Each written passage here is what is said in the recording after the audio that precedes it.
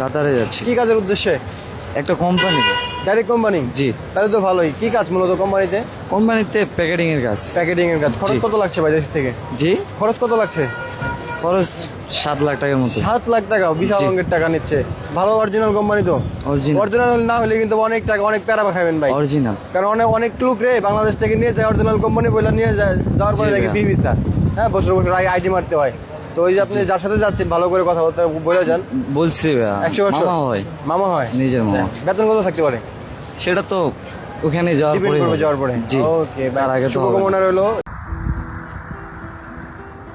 কাতারে আসছেন সেটার জন্য আপনাকে শুভকামনা, ঠিক আছে। কিন্তু আপনি যে পরিচয় দিয়েছেন আপনার মামা কিন্তু দালাল। 100% আপনার মামায় দালাল।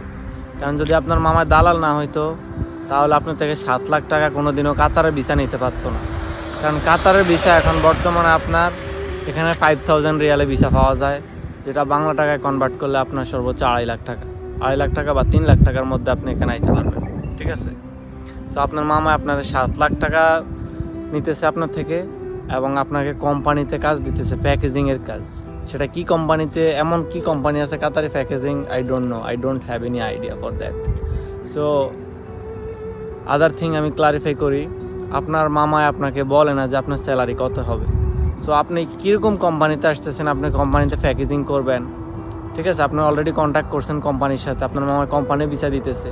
সো কোম্পানির ভিসা দিলে আপনি যখন কোম্পানির সাথে ডিসকাস করবেন, যখন আপনি অফার লেটারের সিগনেচার দিবেন, তখন আপনার ওখানে মেনশন করা থাকবে যে আপনার স্যালারি কত টাকা, আপনার কয় ঘন্টা ডিউটি, আপনার বেসিক কত ঘন্টা, আপনার ওভারটাইম কয় ঘন্টা।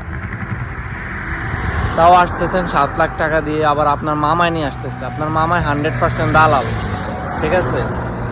আর আমি জানি না আপনার কি ডিগ্রি আছে, তবে কাতার আসার পর আপনি বুঝবেন যে আসলে বাস্তবতা কোন জিনিস, ঠিক আছে। শুভকামনা আপনার জন্য। এরকম ভুল কেউ করবেন না। আশা করি ভিডিওটা দেখে অনেকে বুঝতে পারছেন যে সে কোন ধরনের মিস্টেক করছে।